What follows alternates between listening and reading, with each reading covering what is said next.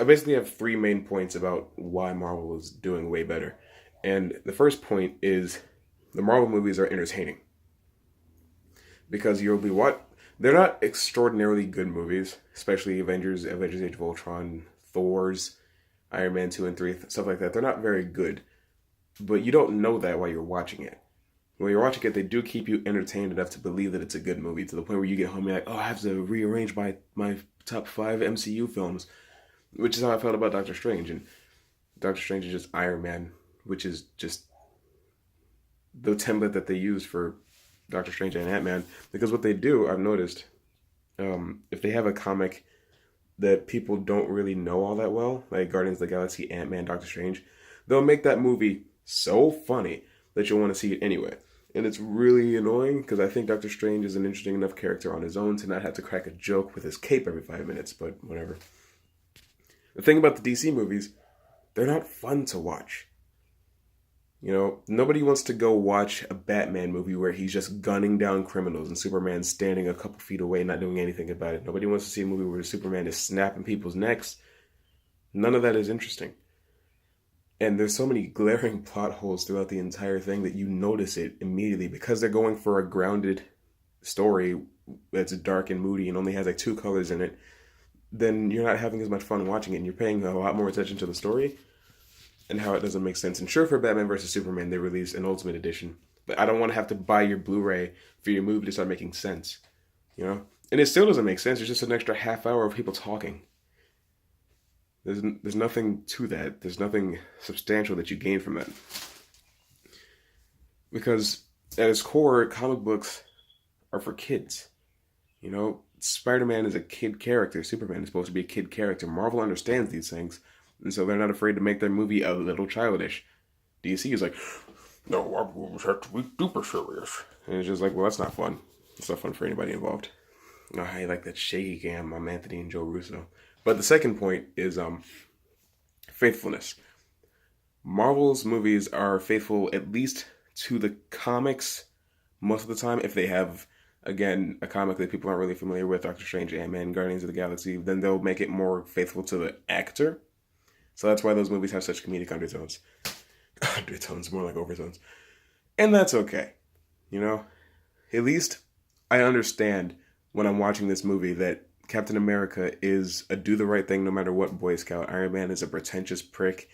Hulk doesn't want his powers. Thor is, a little arrogant because he's got powers and he's like, I'm the king of Asgard. All of that makes sense and it carries through to the comics. DC, you've got an old and grizzled Batman, which works if you're going based on The Dark Knight Returns. People don't really like The Dark Knight Returns. Superman's dad is telling him to maybe let people die to protect his own identity. Superman's deciding if he wants to save the world. No, Superman is supposed to want to save the world. The Flash is some geeky kid. Like, Wonder Woman is so jaded she doesn't want to be a hero anymore. Cyborg is just my life. And then Aquaman is just replaceable, forgettable, anything elseable, except for likable. And it's really disappointing because the entire reason that the Justice League movie happened the way that it did is because DC was like, we need that same amount of money that Marvel's getting. And it's not going to happen until we put a Justice League movie out.